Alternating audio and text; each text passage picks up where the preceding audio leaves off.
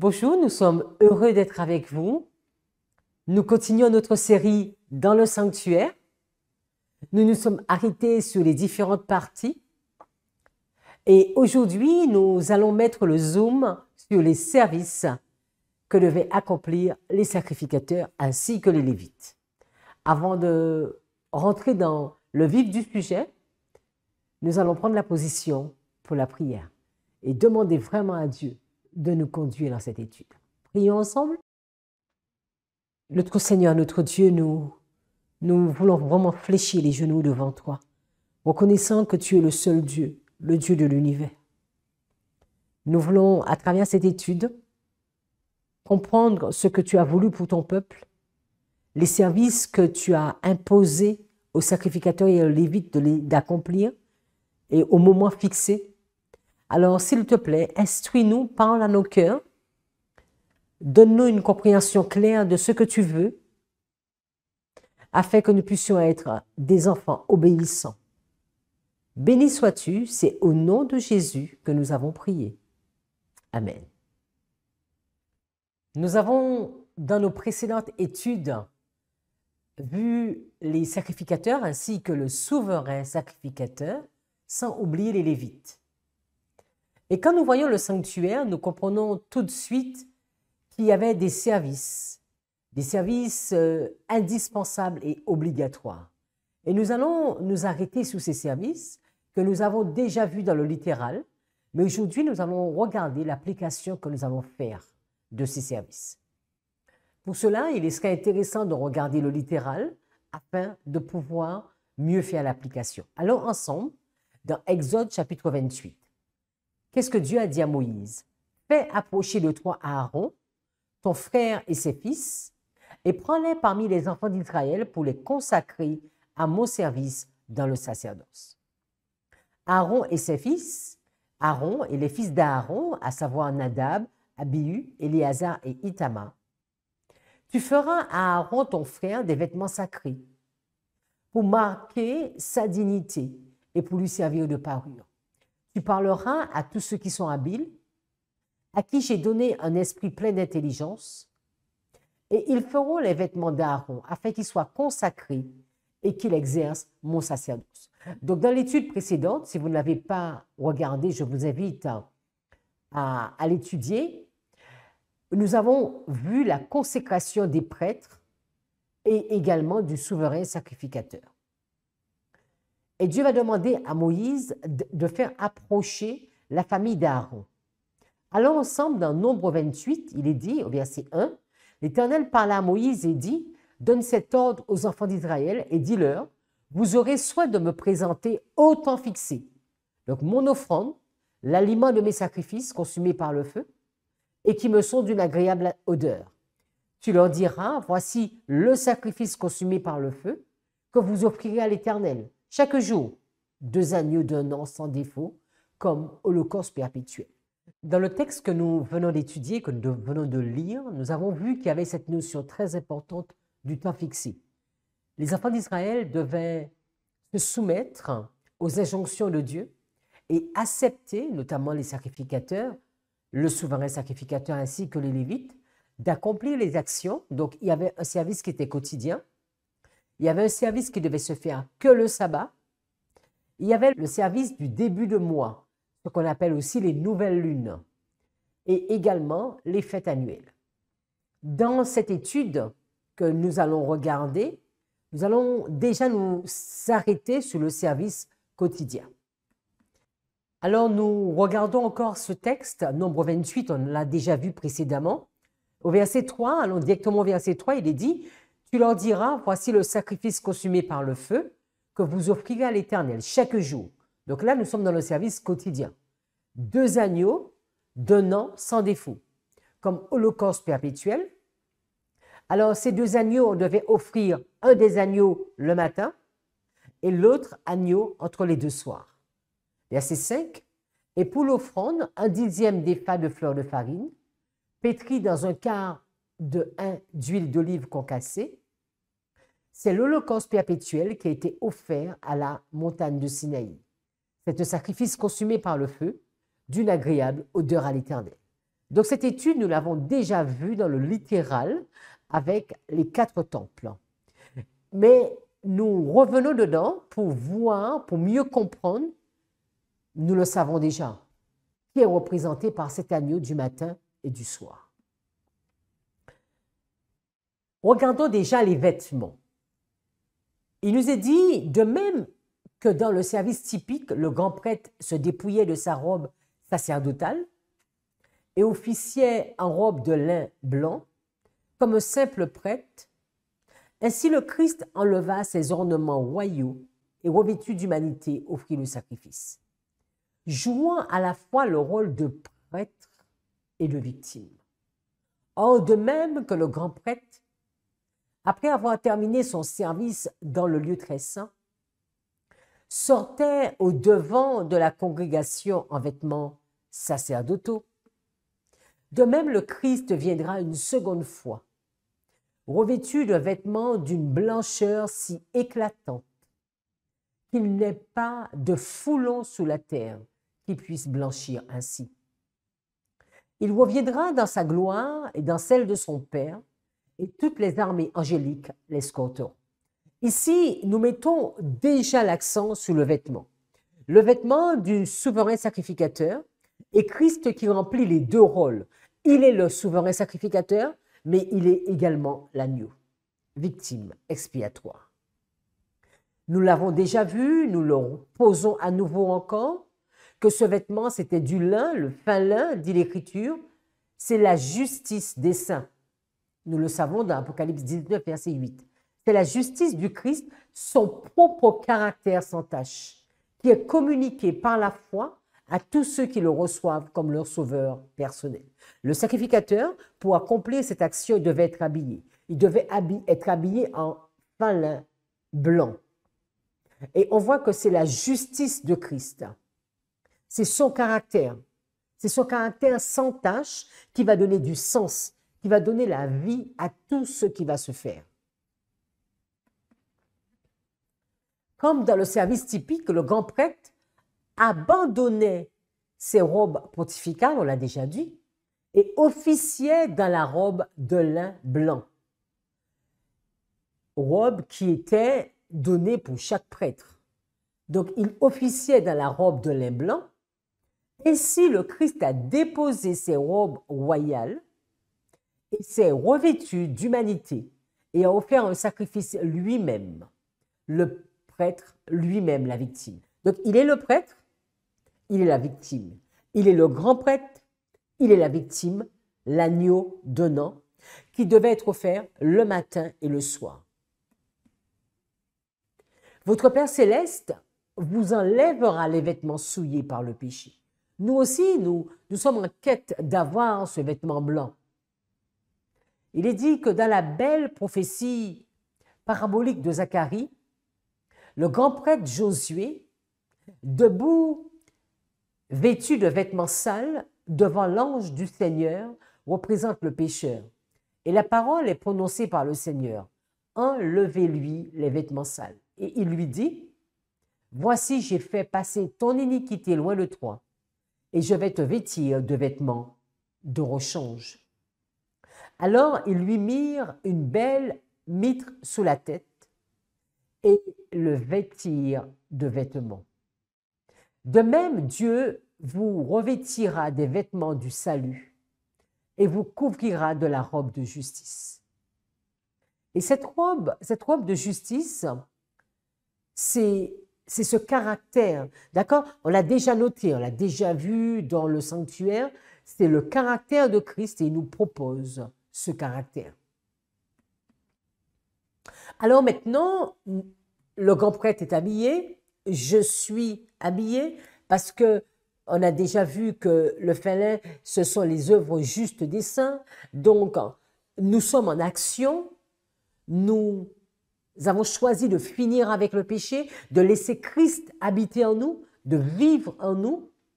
Et maintenant, nous allons voir ce que nous devons faire comme action, ce que Christ fait et ce qu'il nous demande de faire. Revenons dans l'Ancien Testament, revenons dans l'histoire des enfants d'Israël avec Moïse. Et qu'est-ce qu'il était demandé? Lorsqu'ils entreront dans la tente d'assignation, ils se laveront avec cette eau, afin qu'ils ne meurent point. Et aussi lorsqu'ils s'approcheront de l'autel, pour faire le service et pour offrir des sacrifices à l'Éternel. On l'a déjà étudié, on avait vu le baptême, mais également le baptême de l'Esprit Saint, baptême d'eau, mais surtout baptême de l'Esprit Saint. Ils se laveront les mains et les pieds, afin qu'ils ne meurent point. Ce sera une loi perpétuelle pour Aaron, pour ses fils et pour leurs descendants. Ellen White va nous dire que dans la cour, à côté de la porte du tabernacle, se trouvait la cuve d'airain dans laquelle les prêtres se lavaient les mains et les pieds avant d'entrer dans le tabernacle, afin que toute impureté soit enlevée, afin qu'ils ne meurent pas. Tous ceux qui officiaient dans le sanctuaire étaient tenus par Dieu de faire des préparatifs spéciaux avant d'entrer là où la gloire de Dieu était révélée. Elle va ajouter, comme le sanctuaire lui-même, les rites qui s'y accomplissaient par le ministère des prêtres devaient être l'image et l'ombre des choses célestes. D'accord? Donc vraiment, ce que Dieu avait demandé, imposé à Moïse, devait être l'ombre des choses célestes. Ces rites revêtaient une grande importance. Dieu donna à leur égard les instructions les plus précises et les plus explicites. Les cérémonies du sanctuaire se divisaient en deux parties. Donc, il y avait le service quotidien, que nous sommes en train de regarder, et le service annuel. Le service quotidien s'accomplissait à l'autel des holocaustes, dans le parvis du tabernacle et dans le lieu saint. Tandis que le service annuel se déroulait dans le lieu très saint. Pendant que le grand prêtre, dans le sanctuaire, accomplissait le service quotidien, matin et soir, devant l'autel d'or, donc dans le lieu saint, les prêtres dans le parvis brûlaient l'holocauste entier, l'offrande de la viande et la libation sous l'autel d'airain. Et le peuple s'assemblait au dehors pour prier. Donc on voit vraiment qu'il y a une unité à un moment propice. Donc le matin, le grand prêtre est dans le lieu saint, il accomplit les services, les prêtres sont dans le parvis, ils accomplissent le service et le peuple en dehors du parvis s'assemblait pour prier. Il n'y a pas que le grand prêtre qui est en action. Le grand prêtre est en action, les prêtres sont en action, le peuple est en action. Jésus est en action au ciel, nous devons être en action sur terre. Le service quotidien se composait de l'holocauste du matin et du soir, on l'a déjà noté, de l'offrande de l'encens sur l'autel d'or, donc nous sommes toujours dans le lieu saint, ainsi que de sacrifices offerts par des particuliers pour les péchés personnels, nous sommes dans le parvis. Il y avait également un rituel pour les sabbats, les nouvelles lunes et les fêtes annuelles. Alors, regardons un peu plus en détail ce qui se faisait chaque jour, le service quotidien. Pour cela, nous devons regarder ce qui se faisait au temps de Moïse. Allons ensemble dans Lévitique 4, verset 1, il est dit, l'Éternel parla à Moïse et dit, parle aux enfants d'Israël et dit, lorsque quelqu'un péchera involontairement contre l'un des commandements de l'Éternel en faisant des choses qui ne doivent point se faire, et nous allons au verset 12, alors ils allaient offrir un taureau, le taureau entier. Donc là, nous sommes dans le cas où il y a un péché involontaire. Donc le taureau entier, il l'emportera hors du camp, dans un lieu pur, où l'on jette les cendres, il le brûlera au feu sur du bois. Donc il y a notion de cendre, de feu et de bois. Il y a le taureau, évidemment, il est hors du camp, mais il y a cette notion de feu, de bois et de cendre. Et c'est sur le tas de cendres qui sera brûlé. Et nous allons voir un peu ces trois points. Lorsque par la malice de Satan, les serviteurs du Christ étaient persécutés, qu'ils cessaient toute activité, ayant été jetés en prison et traînés à l'échafaud ou au gibier, C'était pour faire triompher la vérité d'une façon plus éclatante. En effet, tandis que ces fidèles serviteurs scellaient leur témoignage par le sang, les âmes irrésolues et hésitantes, convaincues enfin de la foi en Christ, se décidaient courageusement à suivre le Maître. De la cendre des martyrs a surgi une abondante moisson pour Dieu. Et on voit cette notion qu'il y avait la cendre où l'animal est mort, c'était offert en sacrifice, et nous voyons la cendre des martyrs, où les martyrs se sont offerts aussi. Ils ont été tués. Alors, qu'est-ce que nous devons retirer, nous arrêter un peu comme information? Au chapitre 6 de Lévitique, nous avons vu, et au verset 3, on a noté que la cendre de l'Holocauste, l'animal était brûlé sur la cendre de l'Holocauste. Il y a certains qui vont dire que cette cendre n'était pas vraiment juste une cendre ordinaire. Parce que cette cendre, on peut comprendre, elle contenait encore des chairs brûlées. Vous avez déjà vu quand vous faites un barbecue, bon, il y a de la viande qui descend, comme il y avait le gris, donc il y a de la viande qui descend. Elles sont appelées des cendres grasses. Donc là, vous allez pouvoir voir ça dans Bible Notes. La cendre de l'animal offert contenait forcément encore de la chair au moment où il avait lieu son prélèvement, d'où son caractère unique. Et on peut comprendre les soins dont Dieu a voulu qu'elle soit entourée de cette cendre, parce qu'il y avait encore de la chair de l'animal.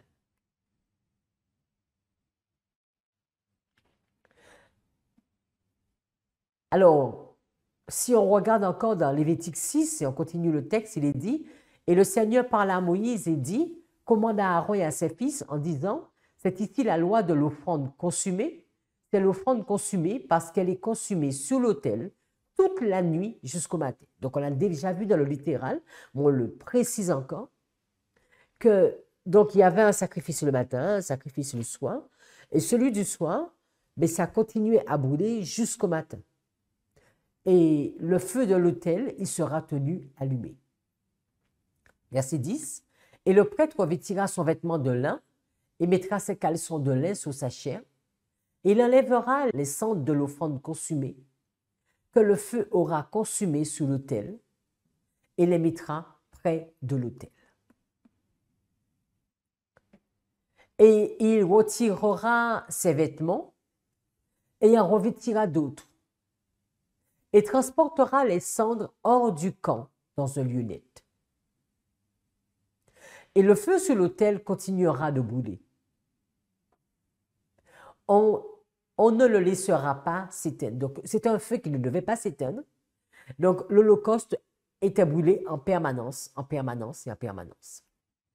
Le prêtre allumera du bois dessus chaque matin. Donc, il devait ajouter du bois. Et il déposera en ordre l'offrande consumée par le feu. Donc, on le verra tout à l'heure, cette notion de au-dessus de. Donc, il y avait d'abord l'offrande consumée par le feu, d'accord, l'agneau du matin, et il brûlera les graisses des offrandes de paix. Le feu brûlera continuellement sur l'autel et il ne s'éteindra jamais.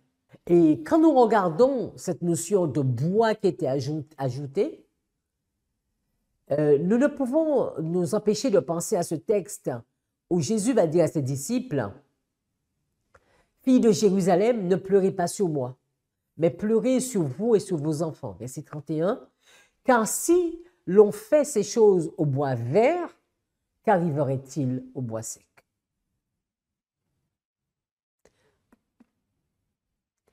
Alors que Christ leur expliquait les choses qu'ils devaient souffrir de la part des hommes méchants, il dit, s'ils font ces choses sur un arbre vert, que fera-t-on sur un arbre sec? S'ils commettent ces actes méchants envers votre divin Seigneur, que feront-ils à ceux qui rendent témoignage qu'il est venu de Dieu et qu'il était Dieu dans sa chair humaine? Christ le bois vert, nous le bois sec. Ce bois qui était indispensable, le Christ est le bois, Christ est l'agneau, Christ est le grand prêtre. Et moi, je suis appelé à être également ce bois. Ils vous livreront au conseil et dans la synagogue, vous serez battus. Et vous serez amenés devant les chefs et les rois à cause de moi pour témoigner contre eux. Maintenant, le frère trahira le frère à mort et le père le fils. Et les enfants se soulèveront contre leurs parents et les feront mourir. Et vous serez haïs de tous les hommes à cause de mon nom. Mais celui qui persévérera jusqu'à la fin, celui-là sera sauvé. Et voilà ce que Dieu va dire qui va arriver au bois sec. Le bois sec sera haï parce que le bois vert a été haï. Parce qu'ils ont haï le bois vert. En lisant Lévitique 6, 12 à 13, on verra que la loi de l'Holocauste continue. L'Holocauste continue exigeait que le feu soit constamment allumé. On a vu, il ne devait jamais s'éteindre. Et le feu sur l'autel, il brûlera, il ne s'éteindra pas. Le prêtre, il brûlera du bois chaque matin et il déposera l'Holocauste en ordre et il brûlera la graisse des sacrifices d'action de grâce. Le feu brûlera toujours sur l'autel. Il ne s'éteindra jamais. Nous devons comprendre de là qu'un agneau était offert le soir du jour et qu'il brûlait toute la nuit et qu'un autre était offert le matin et qu'il brûlait toute la journée. Et cela était appelé un holocauste continuel. Alors, qu'est-ce que nous avons noté? Nous avons vu cette notion de feu et de bois. Nous avons vu Christ, le bois vert, nous, le bois sec. Christ a été haï, ils l'ont haï. Les méchants aussi vont nous haïr. Ce feu ne s'éteignait jamais. Il avait été allumé et il devait rester allumé continuellement. Et l'animal, il y avait toujours l'animal pour brûler. Le sacrifice de Christ ne s'arrête pas un moment. C'est vraiment un sacrifice d'une agréable odeur et perpétuel. C'est vraiment le sacrifice pour tous ceux qui le souhaitent. Quand nous regardons le feu, nous pensons à différents feux dans la Bible. Vous vous souvenez, exemple, le buisson ardent avec Moïse.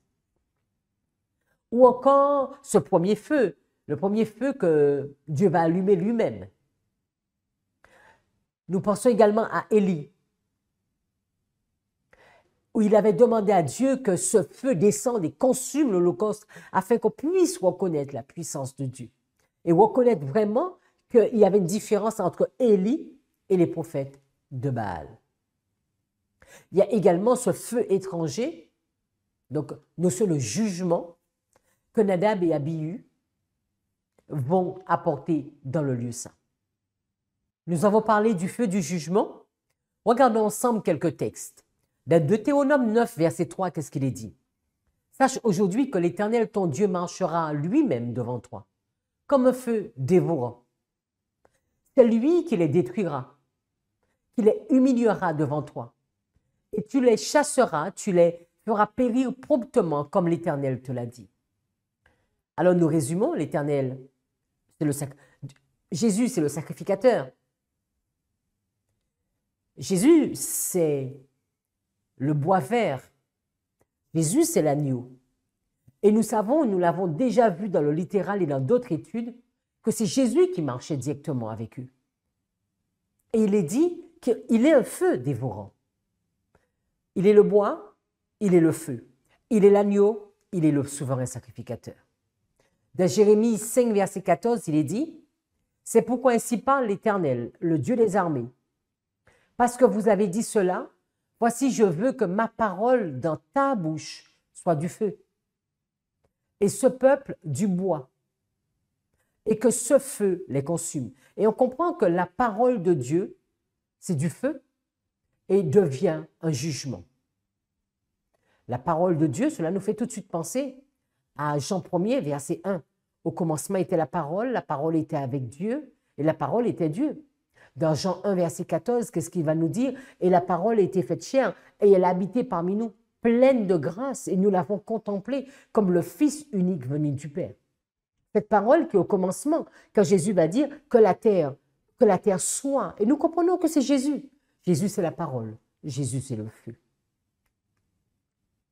Le service quotidien se composait de l'holocauste du matin et du soir, on l'a déjà vu, de l'offrande de l'encens sur l'autel d'or. Donc là, nous sommes dans le lieu saint, holocauste dans le parvis, ainsi que de sacrifices offerts par des particuliers pour des péchés personnels. Donc, les sacrifices dans le parvis, mais il y avait également quelque chose qui se passait dans le lieu saint. Donc, chaque matin et chaque soir, on offrait sur l'autel un agneau, on l'a déjà noté, d'un an et des gâteaux, pour signifier la consécration, notons, la consécration quotidienne de la nation à l'Éternel. Comme pour réclamer le bénéfice du sang expiatoire du Rédempteur promis. Les sacrifices étaient également une figure de la perfection morale à laquelle doivent aspirer et parvenir les enfants de Dieu. Consécration du peuple, perfection morale. De même, en nous consacrant au Seigneur, nous devons nous efforcer de rendre aussi parfaite que possible l'offrande que nous lui présentons. Sacrifice, offrande qui était donné, qui était amené à Dieu chaque jour.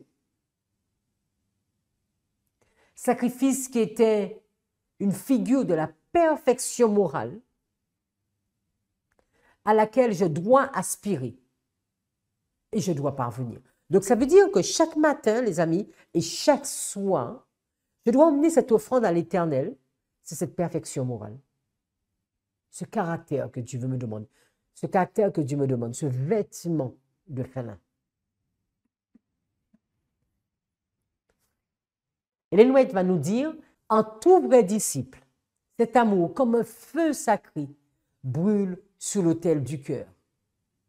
C'est sur la terre que l'amour de Dieu s'est révélé par le Christ. Et c'est sur la terre que ses enfants doivent refléter cet amour par une vie irréprochable. C'est ainsi que les pécheurs seront conduits à la croix pour contempler l'agneau de Dieu.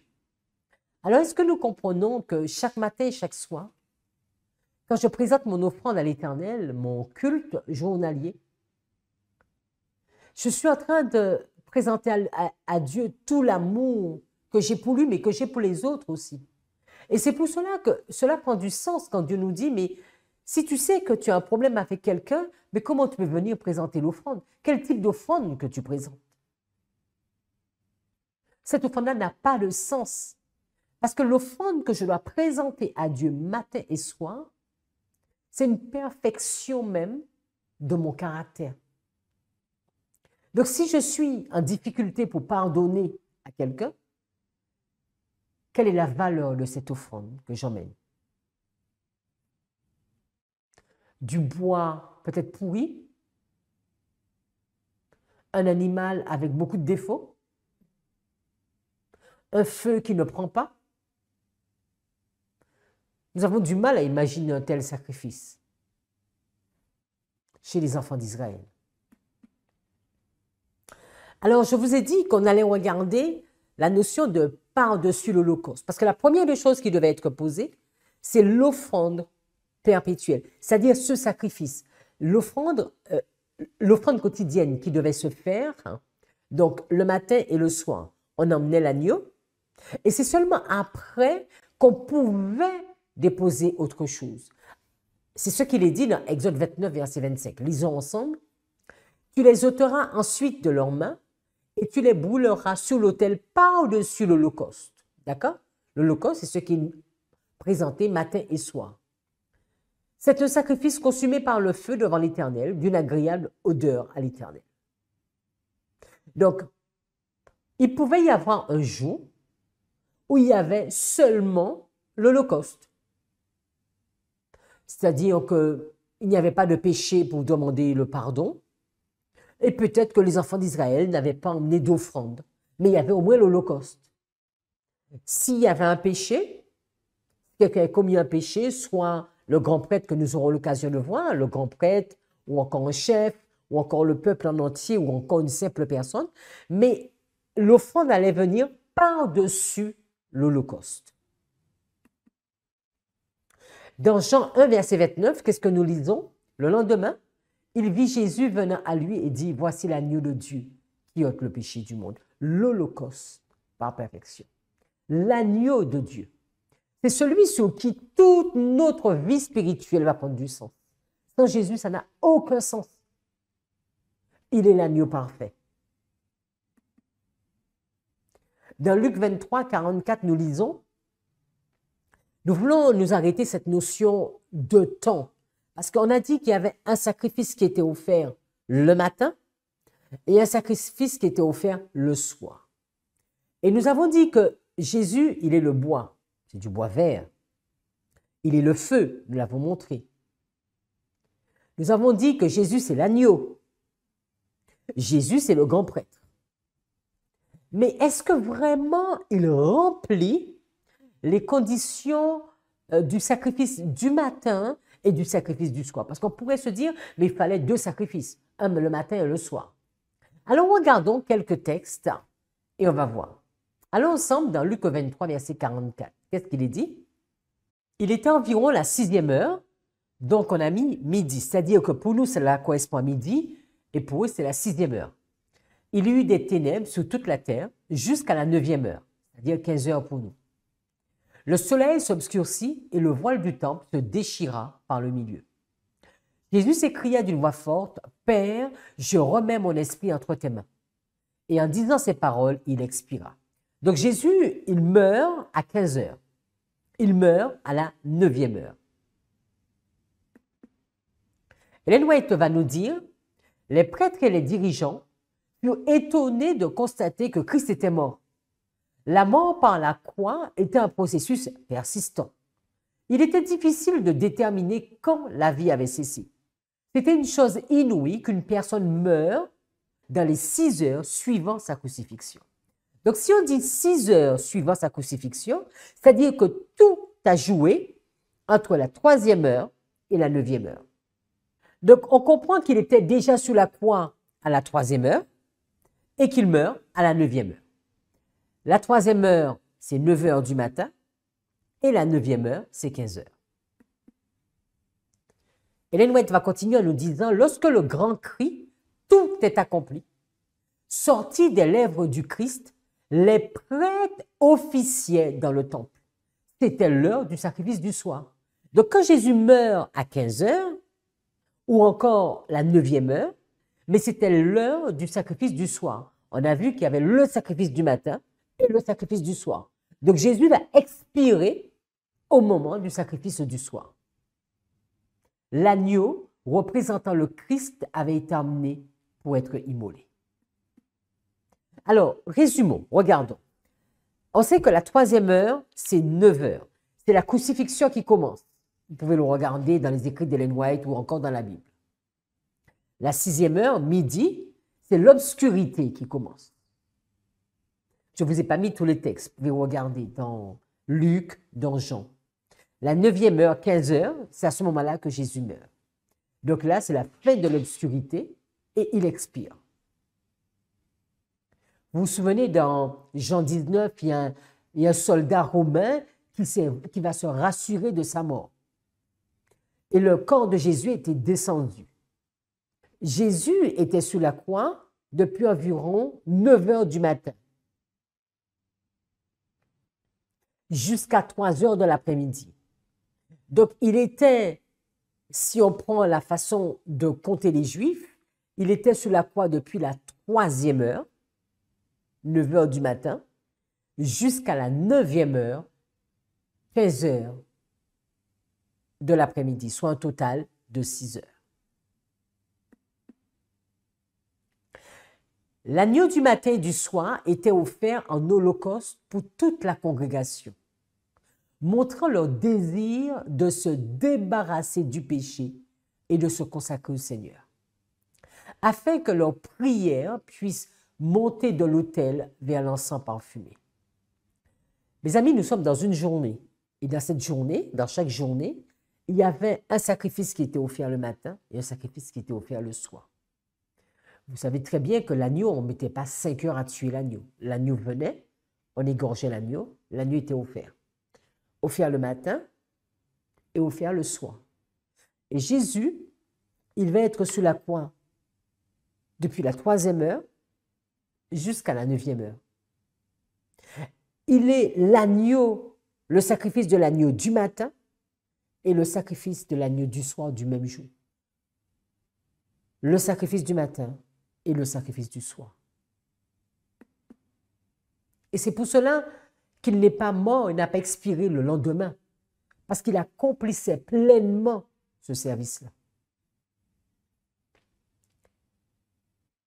Chaque matin et chaque soir, un agneau d'1 an était brûlé sur l'autel, avec son offrande de farine appropriée, symbolisant ainsi la consécration quotidienne de la nation à Jéhovah et sa dépendance constante à l'égard du sang expiatoire du Christ. Dieu a expressément ordonné que toute offrande présentée pour le service du sanctuaire soit sans défaut. Seule une offrande sans défaut pouvait être un symbole de sa parfaite pureté, qui devait s'offrir comme un agneau sans défaut et sans tache. Elle continue en nous disant que l'apôtre Paul cite ces sacrifices comme une illustration de ce que les disciples du Christ doivent devenir. Il dit « Je vous exhorte donc, frères, par la miséricorde de Dieu, à présenter vos corps comme un sacrifice vivant, pas un sacrifice mort, un sacrifice vivant, saint, agréable à Dieu, ce qui est votre service raisonnable. » Et il nous dit que seule une offrande sans défaut pouvait être un symbole de sa parfaite pureté. Et c'est ce type d'offrande que Dieu nous invite à apporter matin et soir. Alors cette offrande était associée à bien d'autres choses. Cette offrande de sacrifice était associée à de la fleur de farine, à de l'huile d'olive concassée et également du vin. Alors regardez, donc on a vu que Jésus était le bois, Jésus représente le bois, il représente le feu, il représente le sacrificateur, il représente l'agneau. Alors voir pour la farine. Le roi de gloire s'abaissa profondément pour revêtir l'humanité et vivre au milieu d'êtres souvent grossiers et repoussants. Il dut voiler sa gloire pour que la majesté de sa forme extérieure n'attira pas les regards. Il évita tout déploiement extérieur. Ni les richesses, ni les honneurs mondains, ni la grandeur humaine ne peuvent sauver une âme de la mort. Jésus voulut que rien dans sa nature terrestre n'attire les hommes à ses côtés. Seule la beauté de la vérité céleste doit captiver ceux qui désirent le suivre. Longtemps à l'avance, le caractère du Messie avait été décrit dans la prophétie et il voulait être accepté des hommes sur le simple témoignage de la parole de Dieu. Il n'avait rien pour attirer les regards que nous pouvons lire dans la Bible. Souhaiter pour le Fils de Dieu une humiliation presque infinie de revêtir la nature humaine. Même alors qu'Adam résidait en Éden dans son innocence.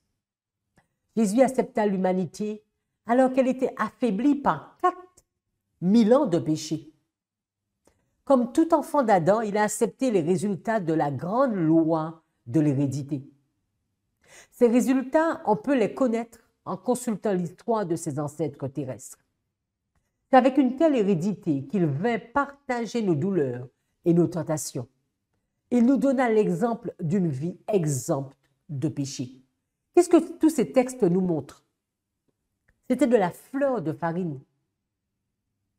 Elle va nous dire, Ellen White, que la poignée de farine brûlée correspondait à la combustion de la graisse en figure de la destruction finale du péché.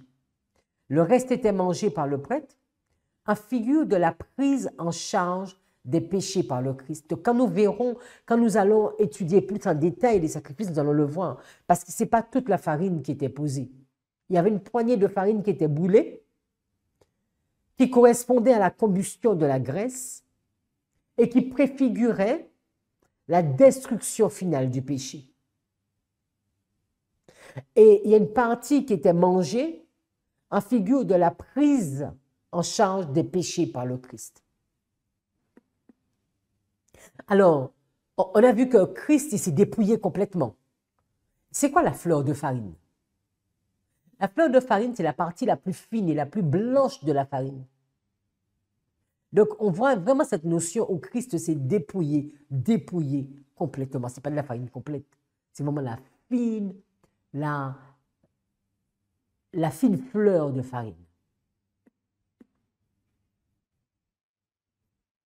Donc, la farine est représentée par Christ et l'huile d'olive. L'huile d'olive finement concassée, l'huile pure d'olive concassée dans un mortier était la plus fine. On plaçait les olives ainsi écrasées dans une corbeille, d'où s'écoulait l'huile vierge, recueillie, avant de mettre la pulpe sous le pressoir. Jésus souffrit son agonie dans un lieu appelé le pressoir. Gethsémanée, mot grec dérivé de l'araméen, se traduit par pressoir à l'huile. Donc on voit vraiment tout un symbole avec la mort de Christ. Il y avait cette libation de vin.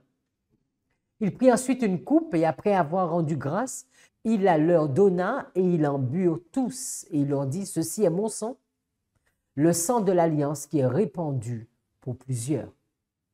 On a vu la farine, on a vu l'huile, on voit ce vin. Alors, souvent, il y a des gens qui vont dire, ah oui, mais on doit boire du vin. C'est-à-dire qu'il faudra faire l'application. Si la farine, l'application, c'est que Christ s'est dépouillé. Si l'huile, c'est cette notion du pressoir où il a été meurtri, vous vous rendez compte que le vin ne peut pas rester juste littéral du vin. Et on voit, c'est ce sang qui va être répandu. Dans 2 Timothée 4, verset 6, qu'est-ce qu'il va dire? Car moi, je sers déjà de libation et le moment de mon départ approche. Donc, libation, c'est verser comme une boisson d'offrande, faire une libation.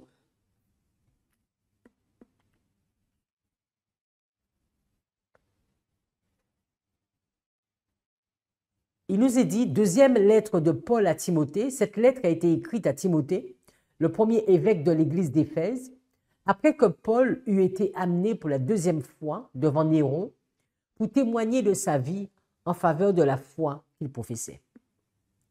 En consignant le récit de ses épreuves à travers les hommes qui se sont détournés de la foi, Paul prononce des paroles qui devraient encourager nos cœurs lorsque nous passons par le même chemin. Donc on voit cette notion de libation, mais d'épreuve.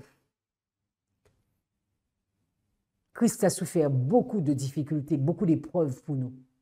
Il est le feu, il est le bois. Il est l'agneau, il est le grand prêtre. Il est la farine, il est le vin, il est l'huile. Sacrifice parfait. Près d'une vingtaine de siècles se sont écoulés depuis que le vieil homme Paul a versé son sang comme témoin de la parole de Dieu et du témoignage de Jésus-Christ, comme témoin, comme libation, on pourrait dire. Dans Acte 22, verset 20, qu'est-ce qu'il nous est dit?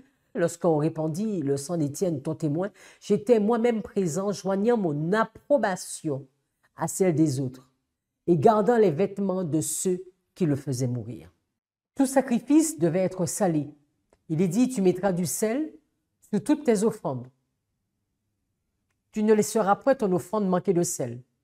Signe de l'alliance de ton Dieu, sur toutes tes offrandes, tu mettras du sel. Cela nous fait penser que Jésus, par excellence, il est le sel. Et il va même dire à ses disciples, mais si le sel est là pour donner du sens, pour donner du goût, et si le sel n'est plus présent, mais avec quoi salera-t-on? Nous sommes appelés à être du sel, le sel de la terre. Jésus a donné du goût, du sens, de la valeur à tout ce qu'il a fait. Et c'est pour cela que son histoire est répétée plus de 2000 ans plus tard. Il est le sel. Il est l'offrande d'une agréable odeur. C'est ce qu'on avait vu dans Nombre 28, verset 6. Offrande journalière d'une agréable odeur. L'apôtre Paul va nous dire « Grâce soit rendue à Dieu, qui nous fait toujours triompher en Christ et qui répand par nous en tout lieu l'odeur de sa connaissance. » Nous sommes en effet pour Dieu la bonne odeur de Christ, parmi ceux qui sont sauvés et parmi ceux qui périssent. Christ, c'est vraiment une bonne odeur. Son offrande, c'est l'offrande parfaite. Et nous devenons, grâce à Christ, une bonne odeur. Pourvu que nous prenions le temps de rester collés à Christ. Et nous pouvons rester collés à Christ en comprenant le sens du temps fixé. Parfois, nous allons nous lever, nous n'avons pas de temps à donner à Dieu, ni le matin, ni le soir. Qu'est-ce que j'emmène? Quel type de sacrifice que j'emmène? Ne nous est pas demandé d'emmener un animal ou d'emmener un gâteau, mais ce moment de consécration, de prière. Parce que même au temps de Jésus, ils avaient déjà compris que ces moments-là, c'est un moment de rassemblement de la famille, afin de prier. Aujourd'hui, nos familles sont en grande difficulté. Parce que très peu de familles prient. Notre jeunesse grandit sans avoir cette notion du culte du matin et du culte du soir. On nous dit que tout ceci va servir d'exemple. Et Jésus lui-même, à travers même les heures de son sacrifice, va encore valider tout ceci. Qu'est-ce que j'offre? Et à quel moment je les offre? Au temps fixé. Il ne pouvait pas offrir les sacrifices comme il voulait dans la journée. Au temps fixé, matin et soir. Ellen White nous dit que toute la beauté de l'art ne peut être comparée à la beauté du tempérament et du caractère qui se révèlent dans ceux qui sont les représentants du Christ. C'est l'atmosphère de grâce qui entoure l'âme du croyant, le Saint-Esprit agissant sous l'esprit et le cœur, qui fait de lui une odeur de vie pour la vie et permet à Dieu de bénir son travail. Nous sommes une odeur de vie. Ou bien nous sommes appelés à être cette odeur de vie. Mais nous pouvons malheureusement être une odeur de mort.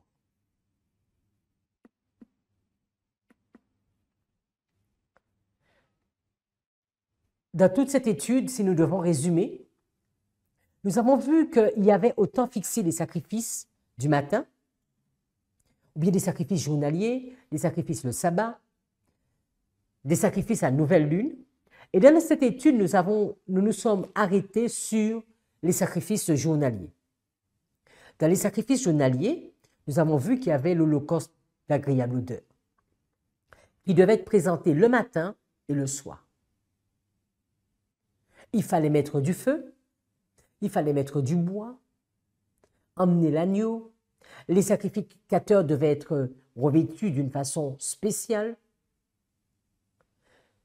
Il y avait ajouté à ce sacrifice, il y avait de la fleur de farine, il y avait de l'huile d'olive concassée et il y avait également du vin.